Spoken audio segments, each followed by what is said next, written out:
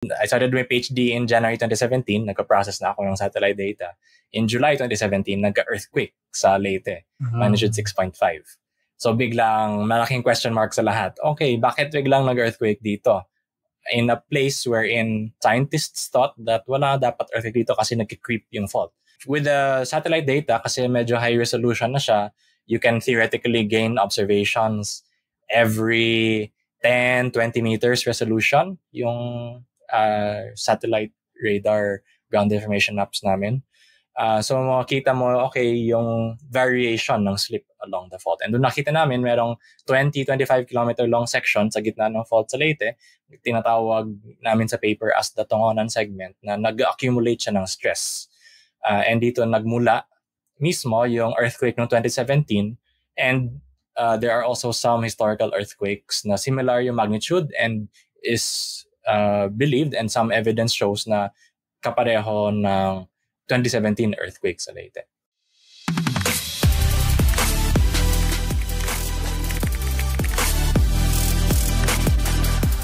Magandang araw mga kapwa-siyentista at welcome sa Behind the Science podcast kung saan kakausapin natin ang ating mga scientists para ibahagi hindi lang ang mga resulta ng pag-aaral nila, kundi pati na rin ang mga behind the scenes or behind the science stories nito.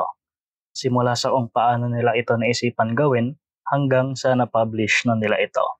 This podcast is co-presented by the UP Resilience Institute. Ang guest natin ngayon ay kapareho ko na Ilonggo, and he is an assistant professor at the University of the Philippines National Institute of Geological Sciences. His research focuses on understanding where, how often, and why earthquakes happen by studying how tectonic faults accumulate and release stress. He primarily works with satellite radar and GPS data to map and model earthquake sources and the seismic cycle, and high-resolution digital elevation models to tease out the scars of past earthquakes in the landscape. He also uses remote sensing data in aid of earthquake quick response. He obtained his bachelor's and master's of science degrees in geology at UP Diliman and his PhD in earth sciences from the University of Oxford in 2021. And aside from his research, he takes watching films very seriously. So without further ado, let's all welcome Dr. John Dale Janala. Hi, Paul. Thank you very much for that very warm introduction, and hello everyone who's listening. Good morning, sir. So ngayon ang pag-uusapan natin ay yung Leyte na segment ng Philippine Fault.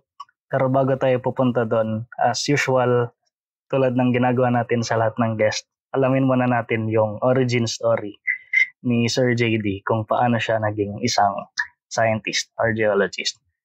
So, sir, when did you realize na gusto nyo mag-pursue ng career sa science sector?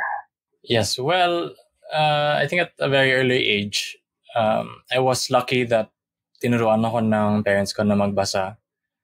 And especially na yung mom ko was like a literature major ng college. So marami kaming books. So I learned how to read early, and marami kaming mga relatives who would send books from abroad, and also like National Geographic magazines. So yung bata pa lang ako, nagbabasa ako ng mga Nat Geo magazines, and na-fascinate talaga ako with different exploring parts of the world na never ko pa napuntahan. Kita mo yung mga landscape, yung mga gandang picture, and then meron din kaming environmental science book which actually galing din sa abroad. And nung binasa ko yun, parang gusto ko talaga, na-interest ako sa pag-analyze ng mga rivers, ng environment natin, kasi nung bata din ako, parang conscious din ako sa impact natin sa environment. So I actually wanted to be an environmental scientist at first. But then eventually, it was geology that I was able to get into nung college. First choice ko nung I applied for in UP Diliman, and doon ako napasok sa geology. And eto na ako ngayon na nagtuturo din ngayon ng geology. Pero yung literature, sir, hindi kayo naging interested doon? Naging interested din ako. Actually, outside of literature nung college, I took some writing classes, like creative writing. I enjoyed that. I also liked reading fiction, non-fiction. different genres. Tapos medyo, minsan pabibokid din ako, mahilig din ako magsalita in front of audiences, speech, ganon. Ay, speaking of that pala, sir, ano yung ibig sabihin niyo dun sa yung takes watching films very seriously? In college, I took a GE class na Film 10, and I really enjoyed that. So it's not just yung mga popular films na Hollywood blockbuster, but even yung mga medyo art house or experimental films. So I go out of my way to watch movies sometimes, and I love going to the movie theater na hindi lang streaming yung movies, iba talaga yung experience pag nasa cinema ka. And also even Hollywood blockbusters, like watching movies like Dune or other sci-fi films are actually very interesting. So I set aside a budget really for watching movies in the theaters sa mga sinehan. And very interesting. Kasi aside from doing sciences, very interested din po pala kayo sa arts. Yes. Pero sir, paano kayo nag-decide na i-pursue niyo yung geology from high school? Yeah, so I attended kasi science high school, so Pisay sa Iloilo. Doon ka din ba, Paul? Did you go there? Yes, sir. Right. So while I believe I remember correctly, gusto ko talaga sana geography. Parang hindi siya pwede, di ba? For if you are a Pisay graduate to take geography. So, and I also, when you apply for Pisay for high school, there's an interview, right? And nung interview na yon, sinabi ko na gusto ko talaga environmental science ang aralin ko for college. So, nung nag-apply na for college, I actually maybe in hindsight a little bit didn't plan ahead. I only applied to two colleges, Ateneo and UP.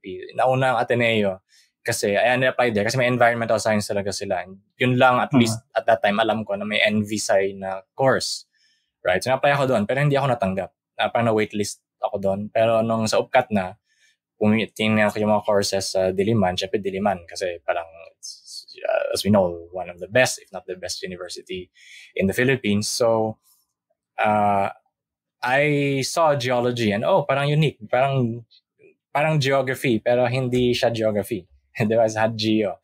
And I also knew that at that time, mahilig din ako sa computers actually. I was debating kung nag-comsci ba ako, computer engineering, kasi mahilig ko kumalikot. I enjoyed robotics nung high school.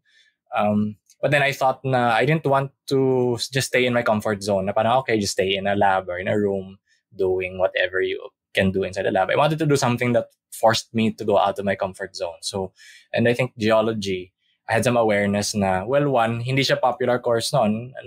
People thought I was crazy for choosing geology kasi paano ka makakuha ng pera dyan sa mga friends or sa community namin noon. Walang nakakaalam sinong yumayaman sa geology. Pero dahil medyo, I guess, mahilig talaga ako sa na iba yung ginagawa. So I took that as my first choice sa UPCAT noon. Medyo madami din pala tayong sir, common interest. Kasi nung high school, nag-robotics din ako nun. Masaya mag-robotics. And then, nag-geology din ako kasi walang kumukuha sa batch namin. Sa inyo ba, sir, ikaw lang nag-geology? Yes, ako lang ang nag-geology. And then, pinaka-popular talaga, chemical engineering, ano ba? Yung computers, chemistry, or med, or mga pre-med courses, right? But yeah, geology ako lang, and then so I felt different. So being some sort of someone who likes to insist that they are different, kinuha ko ang geology talaga. Pero sir, from bachelor's, bakit naman kayo nag-decide na mag-pursue pa ng graduate studies? Yeah, I enjoyed yung bachelor's geology. Pero na-feel ko na parang kulang pa yung alam ko. I wanted to learn more. Originally, I actually wanted to do something related to energy. Kasi nung undergrad ako, I was active in environmental advocacy. So I did things like for solid waste management. And then as a geologist, I thought that, okay, if I wanted to do something for the environment, related to the environment or to advocating for the environment, energy yung isa kong naisip na magandang i-pursue at wala pa masyado nagpo-pursue. Pero, so yun yung sana gusto kong i-specialize actually.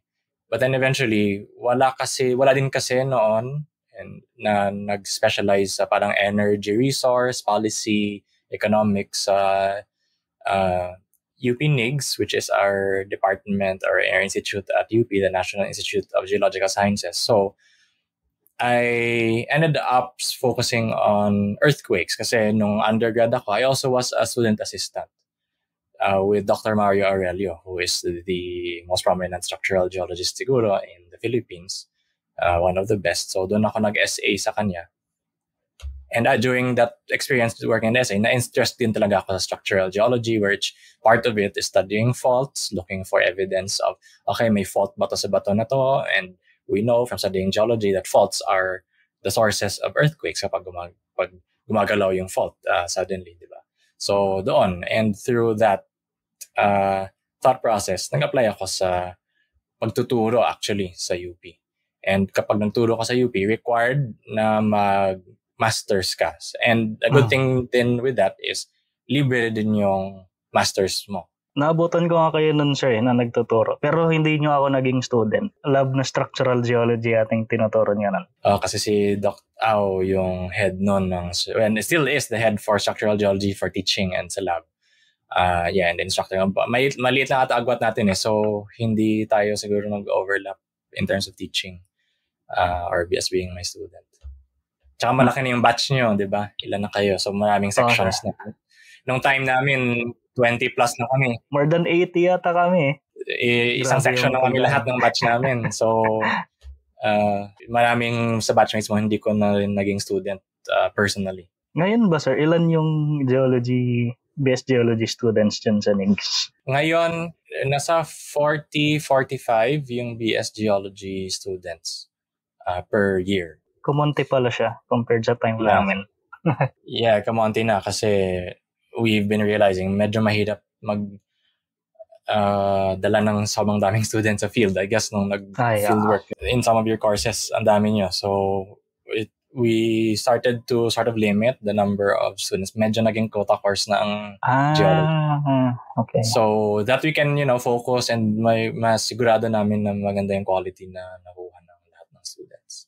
Sabagay, very field intensive din kasi yung geology. Mahal din kapag masyadong maraming students. Naalala ko nga nun, sir, nagsisiksikan na kami sa van.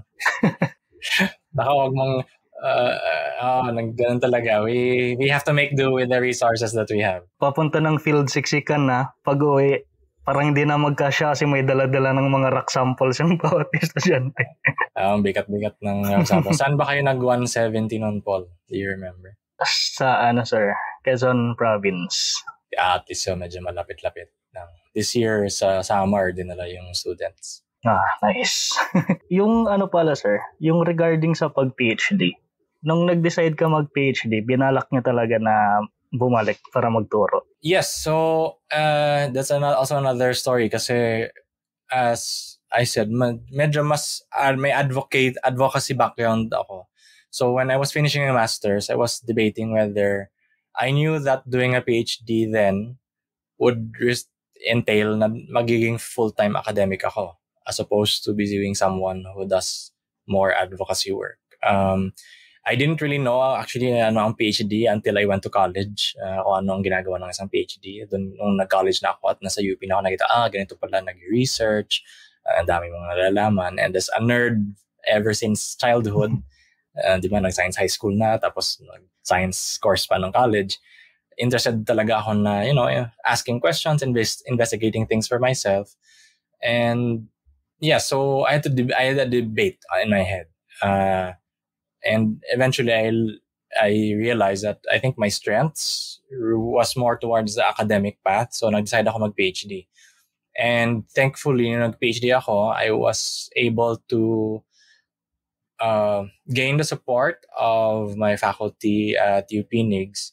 And at that point, interested na rin talaga ako magturo. I fell in love with teaching, working with students, mentoring in some capacity. Kaya nung nag-PhD ako, I knew that I wanted to be able to give back to the Philippines and also to be able to share the knowledge that I have from my PhD. speaking of PhD, yung pag-usapan natin ngayon, ito sir yung di ba? Yung naging PhD research nyo. Tama po ba? Yes, yeah, the paper that I gave you. So ang title nito ay The Relationship Between Seismic and Aseismic Slip on the Philippine Fault on Leyte Island, Bayesian Modeling of Fault Slip and Geothermal Subsidence. So medyo madami tayong i-breakdown mamaya na terminologies at kung anong meaning nito. Pero bago yan sir, can you explain mo na very briefly in one sentence kung tungkol saan itong paper na to? In one sentence, in this study, with satellite data, we developed a model of the Philippine Fault in Leyte that shows sections of the fault that accumulate stress and which parts do not accumulate stress, at least in the long term, allowing us to determine the location and recurrence of earthquakes. Yung sinabi mo sir na long term, anong ibig sabihin nun? May ba yan? May specific na number of years para masabing long term? Yeah, so that's a good question. It's slightly maybe arbitrary yung term na long term. In most cases, when you're speaking to a geologist, long term means at least it's beyond kung ano yung human time scale or generational time scale. Near term or short term would be like nasa years level or maybe sometimes decadal scale yung pinag-uusapan na phenomena. So before po natin i-discuss yung paper niyo in more detail, can you give us po muna more of a geological background ng Leyte Island? Ano yung earthquake generators dito at ano yung mga geothermal resources? Yeah, so si Leyte is an island in the Visayas, eastern seaboard. Well, not the eastern seaboard, but the eastern side of the Philippines. And Leyte actually has volcanoes in the middle of the island. And Leyte is like elongated north-south. And then there are volcanoes also in the middle of the island following the elongation of the island, northwest, southeast. And we've known ever since the 1960s that there's a major fault there kasi kung titingnan mo yung topography, whether it's from NAMRIA topographic maps or nowadays if you take a look at your Google Maps and satellite image or piliin nyo yung terrain sa Google Maps, puntahan nyo yung Leyte, makikita nyo merong mga very linear features in the landscape. And ito yung evidence na may fault doon sa Leyte. As in fault, a tectonic fault na gumagalaw, nag-accumulate ng stress at nag-generate ng earthquakes. Merong fault dito kasi itong faults na to sa Pilipinas are accommodating yung stress from the plate tectonics of the Philippines, wherein we have a lot of plates around us. Dahil nagbubungguan yung mga plates na to, ang daming stress na accumulate, and then madaming ding stress na release paunti-unti or minsan in several big earthquakes over our lifetime. So it's this interaction actually with the fault and the volcanoes in Leyte na merong presence ng geothermal resources. Kasi faults, parang crack ito sa lupa eh. Actually, crack sa bato. Galing sa malalim na malalim. 20 kilometers from the surface, di ba? Up to the shallow parts of the Earth's crust na dumadaloy yung mga geothermal fluids na ito. And ito yung actually tap natin for energy. Actually, the largest geothermal power plant in the Philippines is in the island of Leyte. So it's actually very interesting geology, very beautiful landscape if you're able to go to Leyte. And aside from that, marami ding science and research na pwedeng gawin dito. Kaya naging interesting din ito for my PhD. Yung volcano sir sa island, tama ba? Naka-align ito dun sa Philippine Fault, di ba? Yes, so generally, naka-align sila, yeah. So yung pagbuo ng volcanoes dahil sa pag-open up ng island, dahil sa movement ng Philippine Fault or dahil sa subduction? That's a very good question. To answer that question precisely, siguro dapat may ages tayong alam. Kung alam natin yung age ng volcanism versus the age of the initiation of the Philippine Fault. I don't think we have very good age constraints at this point in time of either. But one theory is indeed na nung because may fault line ka doon, may malaking biyak ka essentially sa crust, disallowed as the movement of your fluids, also including your magma from deep in the earth to the surface. And ito ngayon, kaya nag-align, kung ito yung fault line mo, nag-align yung volcanoes mo along that crack. So that ngayon, pag tingnan mo yung Leyte, tingnan nyo sa Google Maps, nakita mo na naka-align nga yung volcanoes doon sa fault. Pero di ba sir, hindi naman lahat ng faults ay may naka-align na volcanoes. Yes, that's true. Nagkataon lang sa Leyte na dahil merong tinatawag na subduction zone sa may Philippine Trench na side, meron kang oceanic lithosphere, oceanic plate galing sa Philippine Sea Plate sa east ng Leyte, like maybe 150 kilometers to or more to the east of Leyte. Tapos may oceanic lithosphere ka dyan na pumapailalim sa Philippines na lithosphere or na crust. So, kwento siya, etong subduction na yan is generating the magma that is able to ascend to the Earth's surface, forming these volcanoes. So, ngayon naman sir, ano yung seismic and aseismic slip? Yeah, so observations of faults have revealed to us that, well, one, earthquakes siguro are the most common and most widely known phenomenon that happens on faults. So earthquakes, ito yung essentially equivalent ng seismic slip. Ang seismic slip is any kind of movement sa fault na nag-generate ng earthquake. Kaya siya tinatawag na seismic slip. So ito ay paggalaw sa fault na sobrang bilis in a matter of seconds or a few minutes. Gumagalaw yung fault, ang malaking section ng isang fault actually. And yung paggalaw na ito, dahil sa accumulated stress over tens, hundreds, sometimes thousands of years, ang daming stress, ang daming energy na release. And ito yung nagproproduce ng seismic waves, yung earthquake na mismo. Yung aseismic slip naman, ito yung, kaya siya tinawag na aseismic or aseismic, yung letter A dun sa umpisa. It's meaning, it slipped on the fault na walang kasamang earthquake. So, nakikita na rin natin na may mga faults na gumagalaw lang sila slowly or tinatawag din siya na creep, fault creep. As in, paunti-unti lang siya gumagalaw over time, sometimes continuously or sometimes episodically na parang, okay, gagalaw lang siya ng a few millimeters or centimeters in 1 month, tapos tuloy-tuloy siya. So, dahil tuloy-tuloy siya nag-creep, if I may use that word, hindi siya nag-accumulate ng stress. Unlike parts ng mga faults na stuck together by friction, na dahil malakas ang friction, kahit na gumagalaw yung plates on either side, hindi siya agad-agad gumagalaw. Kaya, nag-accumulate siya ng stress and gagalaw siya bigla in an earthquake. Yung mga faults na nag-creep, dahil mababa ang friction niya, di ba, sa physics, nag-slide lang yung fault line na yun. For clarification lang din pala sir, para sa mga audience din,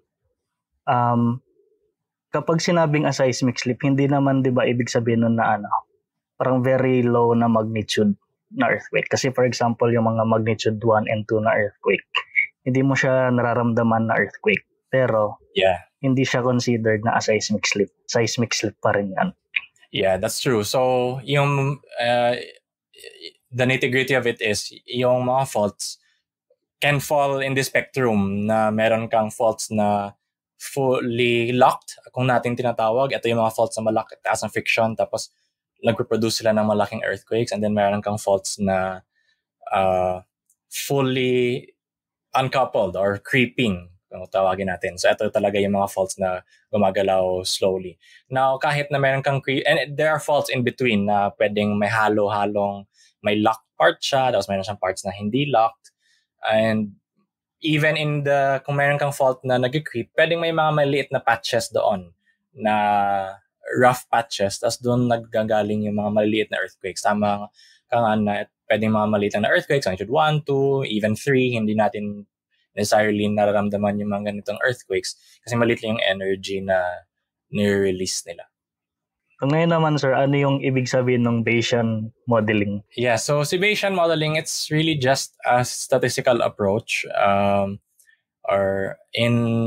on more general terms, it's a probabilistic approach wherein kasi tinatry mong i-capture yung probability ng isang phenomena. Instead na meron ka lang isang number na magbigay, for example, in our paper, eventually, if you read through it, we have an estimate kung ano yung recurrence ng earthquake sa Leyte. And that specifically magnitude 6.5 earthquake sa Leyte. Ibig sabihin ng recurrence, kung gaano kadalas natin i-expect na mag-earthquake sa Leyte. Now, with a Bayesian or a probabilistic approach, you are able to assign a probability. Okay, ano yung pinaka-probable na recurrence na or return time ng earthquakes doon sa fault na yon. So it's not just one number, meron tinatawag na probability curve or probability distribution function na okay, ito yung most likely na value, pero may uncertainties ka din na alam. Okay, plus minus or there's a 95% chance that within this amount of time, you will definitely experience an earthquake. So it's really just a statistical approach, Bayesian from Bayes, who essentially put forward the theorem. If you are a stat major, you would know who Bayes is. Itong mga itong mga math and modeling stuff na to sa geology. To be honest, naging familiar lang ako sa mga ganitong concepts nang nagma-masters at PhD.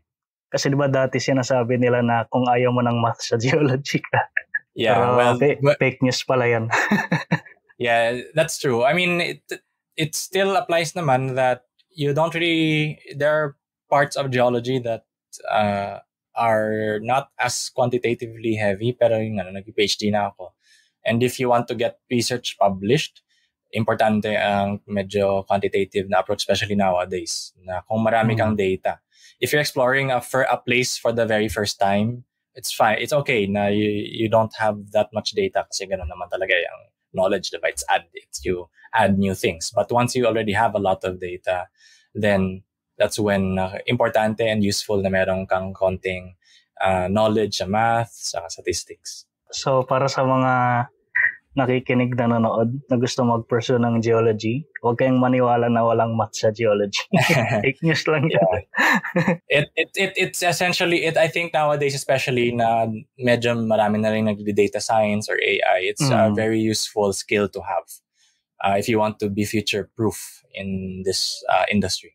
Oo nga, sir. Lalo na sa sa field ng seismology. Parang yun talaga palagi yung napapansin ko sa mga conferences. Nilalagyan na nila ng mga data science approach kasi gusto nila mas makadetect pa ng mas madaming mga earthquakes. Yeah, and the sad thing is Pilipinas, walang nagtuturo ng seismology sa college. Oo nga, parang in a way parang ganun din yung naging frustration ko nung nung nagpo-pursue na ng graduate studies dito sa Japan. Well, slowly we're trying to change that. So hopefully more people who have the training for these different approaches will be able to give some time in the Philippines na mag-train aspiring scientists locally. Ay, speaking of that pala, sir, ano yung mga subjects ngayon na tinuturo mo? Ngayon, I've been teaching, nag-introduce ako ng courses sa undergrad. Isa pa lang, geoscience data analysis. So I'm trying to teach Python sa mga undergrads. So kung hindi kung wala kang background sa coding, yun ang i-take mo. So from the very basics up to some basic numerical analysis, mga best fitting, mga linear regression, how to code that, and things like that. And then sa masters naman, I also started to teach yung computer applications in geology.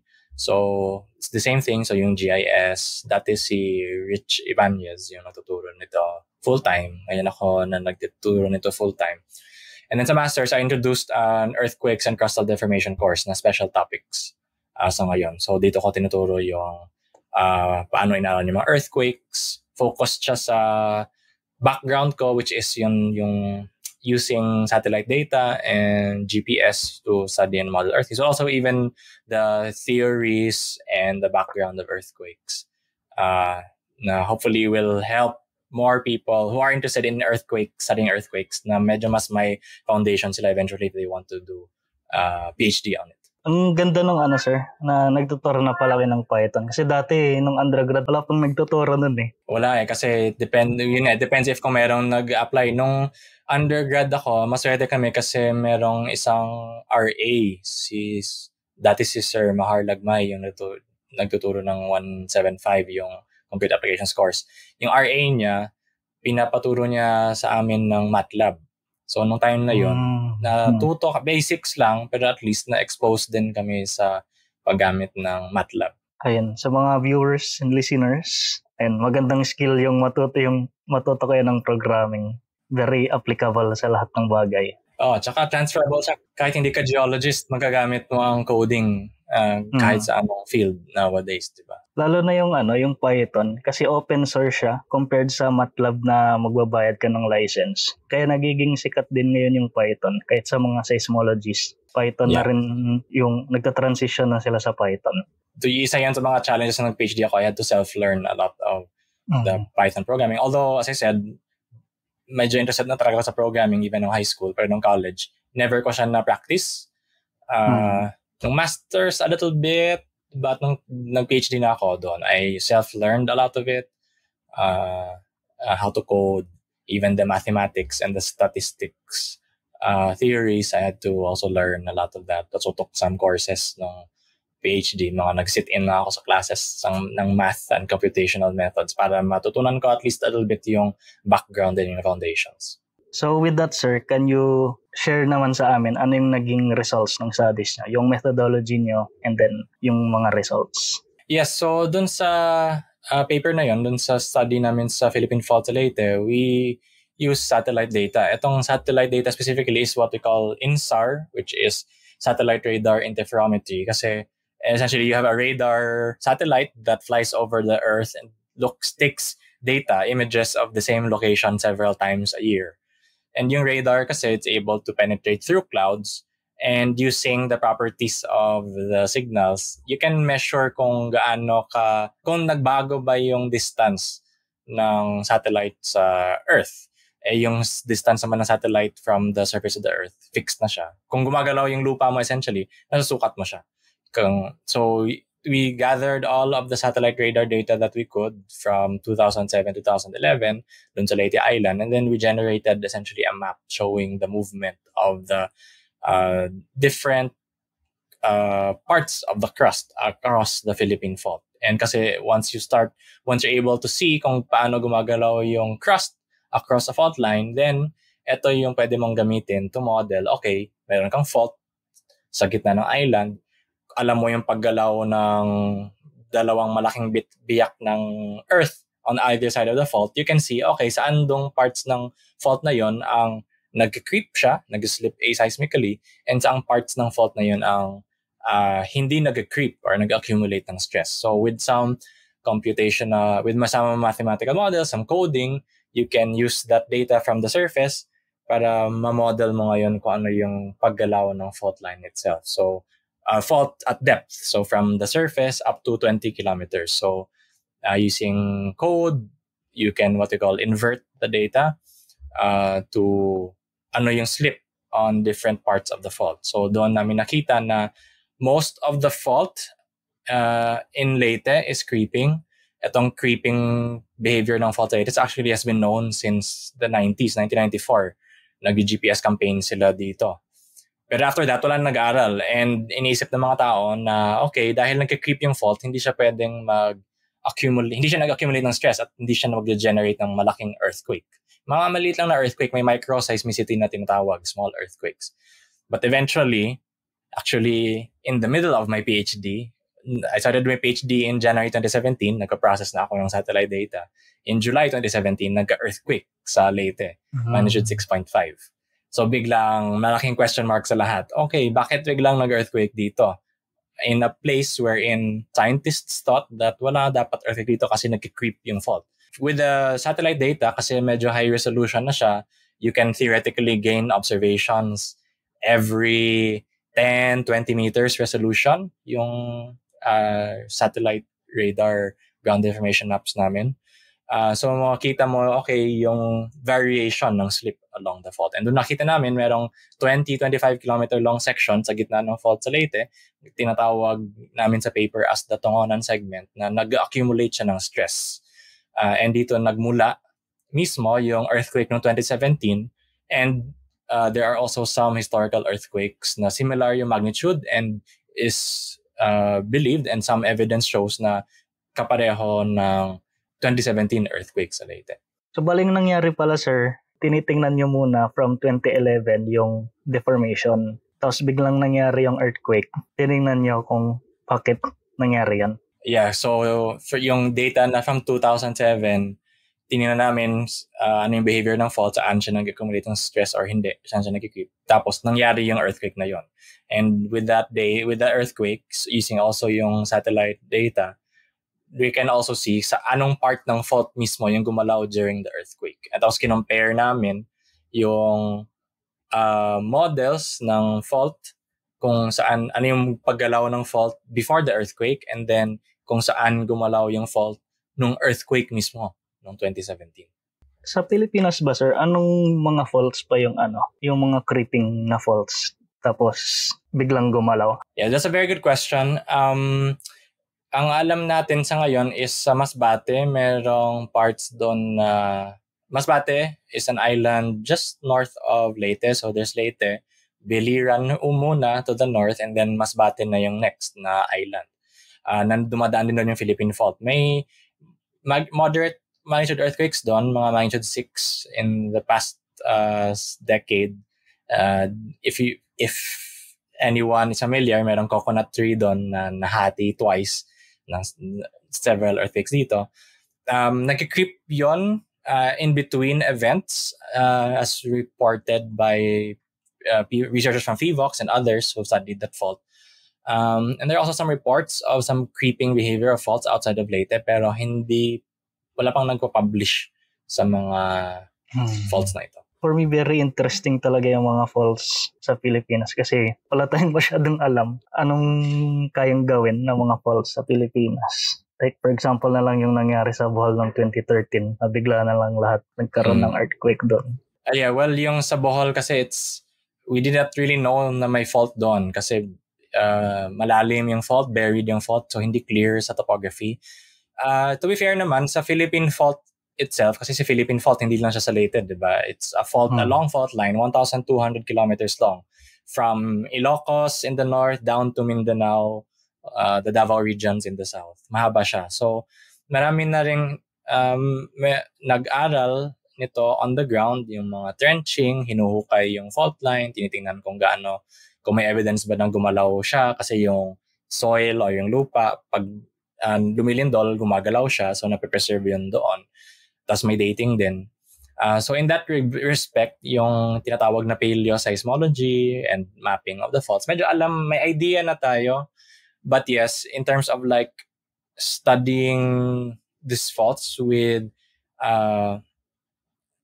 in higher resolution is something na hindi pa natin nagagawa systematically, I think.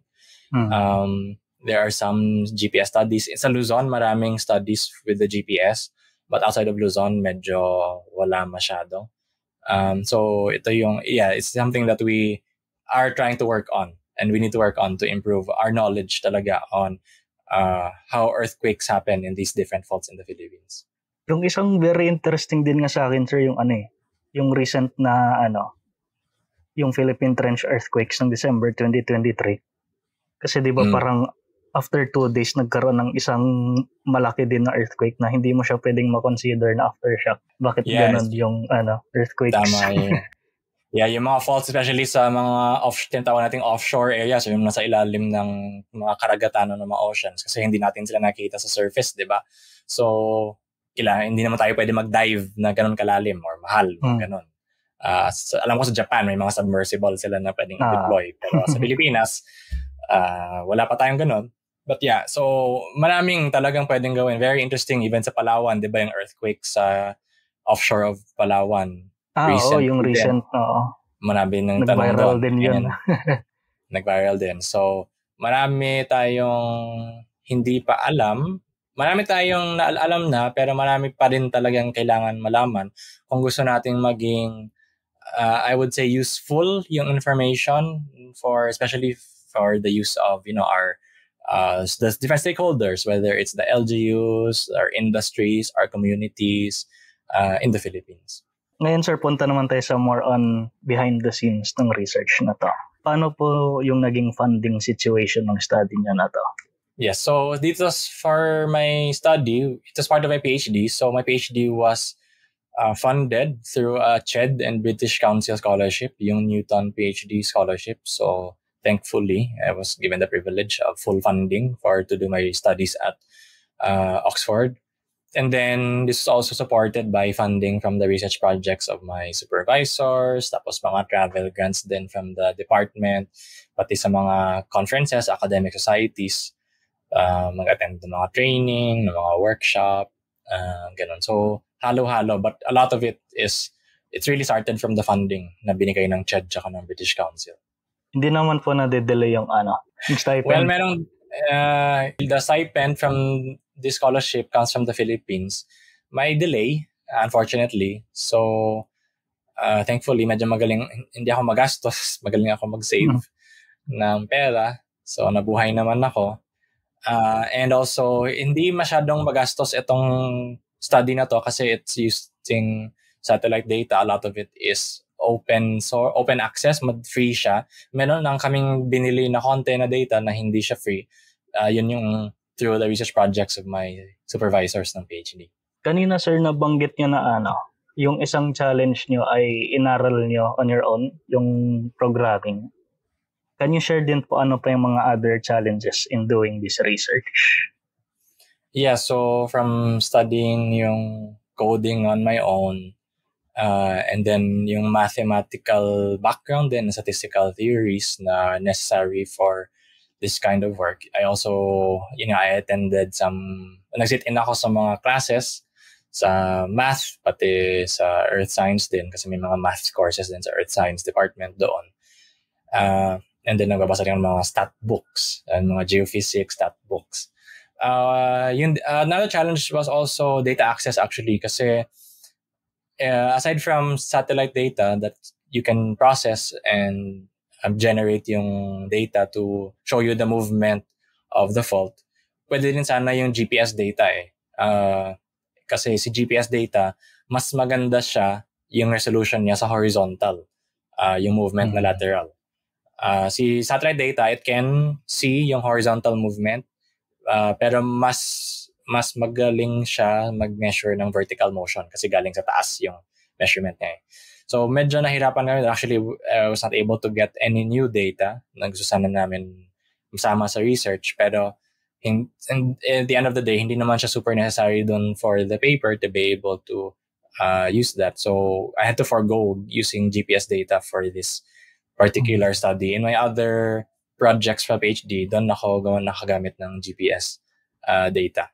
Nag-field pa po ba kayo sa Leyte or purely yung mga satellite and GPS data na yung ginamit niyo na available? Yes, nag-fieldwork ako sa Leyte to verify it's useful to have ground truthing.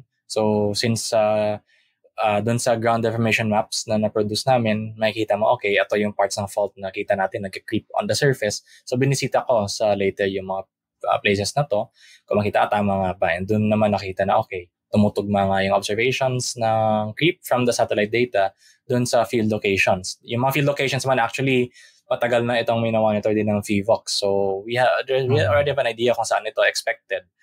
But aside from that, I also visited pati yung earthquake area kung saan nangga yung epicenter ng earthquake and kung saan nag-rupture mismo yung fault. Na bisita ko din yun to see for myself, okay, ito yung measurements. And then compared din that with the results from the satellite data and from the modeling. And maganda naman yung agreement, hindi naman totally the same but within the uncertainties. Ano po yung most memorable nyo na experience in doing this research?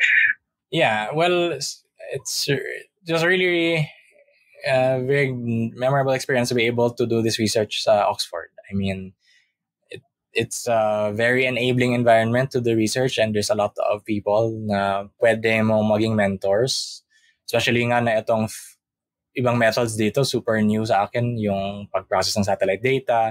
May remote sensing naman tayo sa UP, sa UP NIGS, pero yung ganitong klaseng pag-process ng data, yung systematic, and you sort of have to semi-automate the process.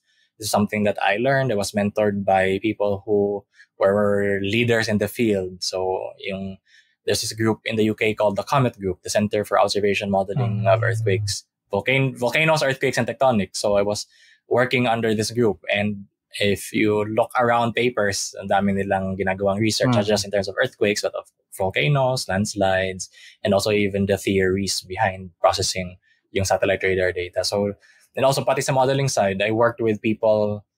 I did not only work in the UK, nakapunta din ako ng France kasi yung isa kong mentor, collaborator, co-author sa paper, nasa Paris siya based.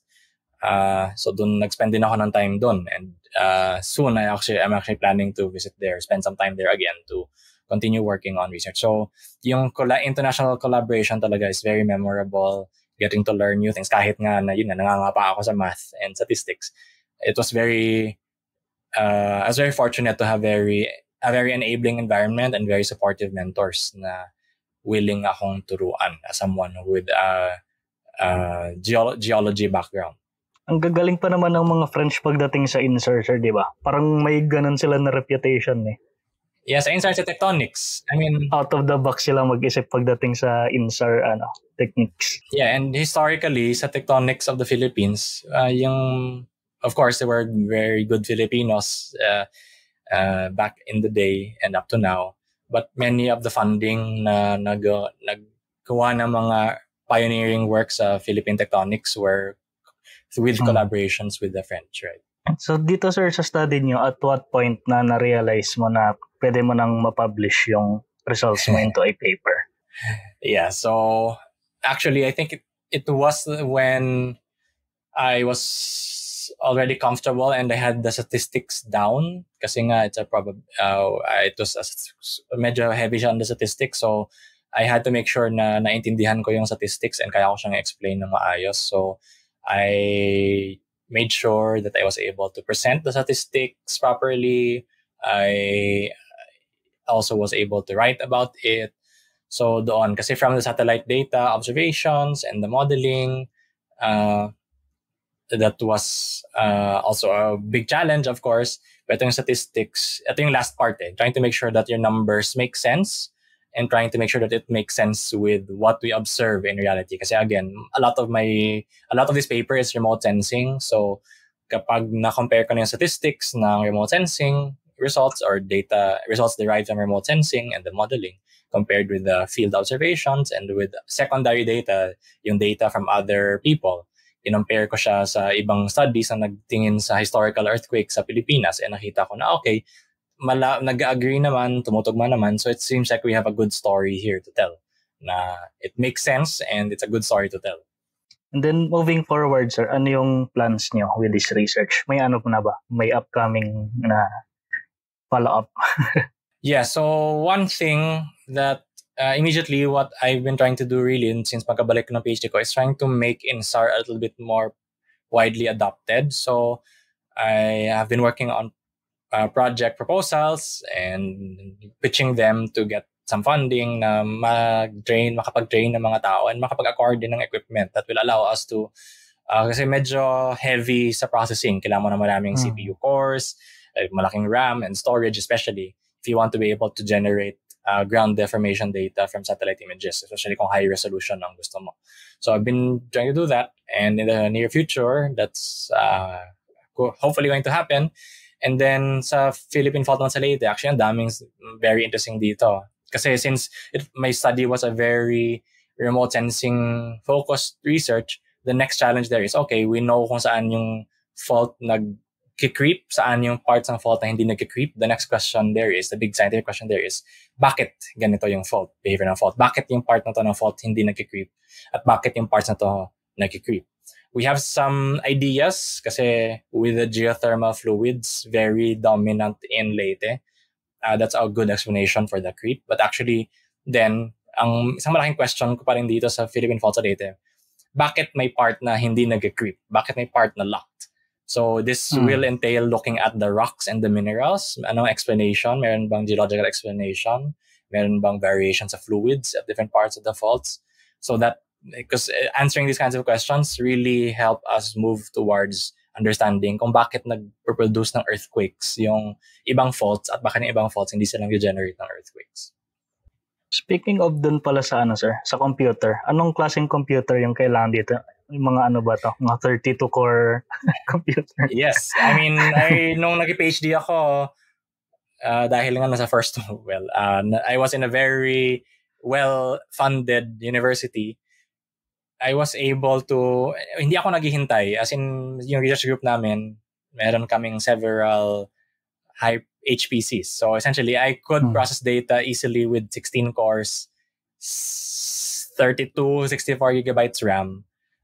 Tapos marami pa kami nun sa group. So hindi kami nag-aagawan. So, so here, if I want to, kung ako lang nag-process, 16 cores, 64 gig RAM, maybe 5 terabytes of storage is enough.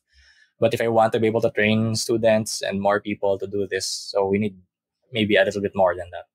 So very computer intensive talaga itong mga remote sensing studies. Pero wala ba siyang sir, cloud tulad ng for example Google Earth Engine para sa mga nagla-land cover mapping? May ganun din ba yung INSAR? There's an emerging facilities, especially with space agencies like international space agencies like NASA, they're trying to make some of this accessible through the cloud.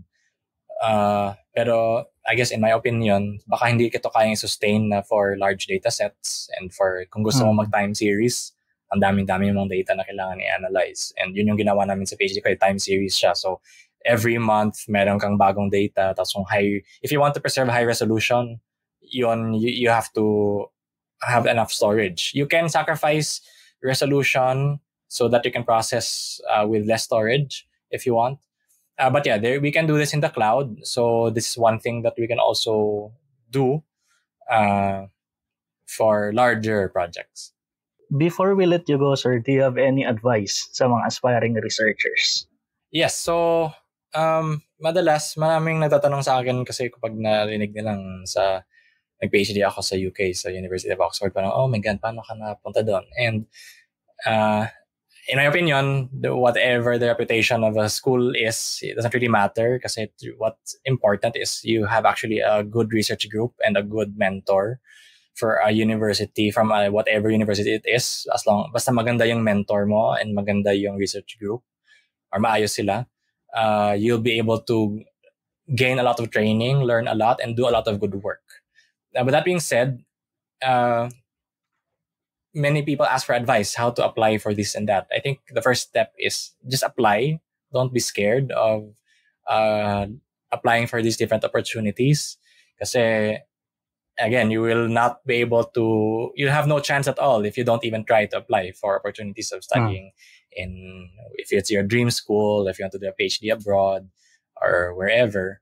And also, one thing then that I learned throughout from undergrad to PhD is that wag tayong matakot sa paggawa ng work na medyo unfamiliar territory. As I said, nung nag-PhD na ako, wala ako masyadong background sa coding at least and sa math, statistics. But I was able to learn them, with your genuine interest and right mentors, and if you are willing to learn and ask questions, of course. Asking questions, something that a lot, especially mga Pinoy, nahihiya magtanong. Pero hindi ka matututo kung hindi ka nagtanong. And hindi din malalaman ng mga mentors mo kung whether it's your PhD supervisor or yung mga postdoc na tumutulong sa'yo kung hindi ka nagtatanong. So, it's through this process na natuto talaga ako, nagtatanong ako na okay, hindi ko to alam, paano to gawin. So, tutulungan ka naman nila. And then, maybe one other thing is also do things outside of your own research, or outside of science. It's always good to be able to maintain a broad appreciation of life. As I said, it's a film. I like watching films. As a PhD student, I was also part of the student society. I was president of the Oxford Philippine Society kasi na-enjoy ko din talaga yung gathering people, whether it's from not just from the sciences, but also yung mga Pinoy dun sa Oxford sa social sciences. Gather, chismisan lang, or even luto-luto lang ng Filipino food na kung na-miss mo na. So it's with gathering with these people kasi yung mga friends, yung network na bubuo mo dito are people who will be your friends in the long term. So also do things outside of your research. And so lastly, sir, do you have anything to promote? Yes. So actually, if anyone is interested in studying earthquakes in UP for whether it's master's or eventually a PhD, if you want to work with my lab, I'm trying to establish a new research lab. Right now it's being called the Earthquake Geodesy and Geology Lab at UP NIG. So I'm accepting master students or PhD if you want to do a PhD at UP. And then in the very near future, watch out. I'll be looking for people who want to work with remote sensing, INSAR, to work on projects to study other faults in the Philippines. So you can go to my website or follow me on Twitter, GeoloJD, GeoloJD. Ayun, so very exciting opportunities na paparating and hopefully dadami pa yung mga students na interested mag-study ng earthquakes at yung applications ng remote sensing. So hanggang dito na lang muna yung episode natin ngayon. I hope madaming natutunan yung audience natin, and for anyone na gusto rin mag-share ng study nila, scan nyo lang yung QR code or click nyo yung link sa Google Form sa description and sign up lang kayo. Maraming salamat, Sir JD, sa pagbibigay ng inyong oras and expertise. And see you everyone sa next episode.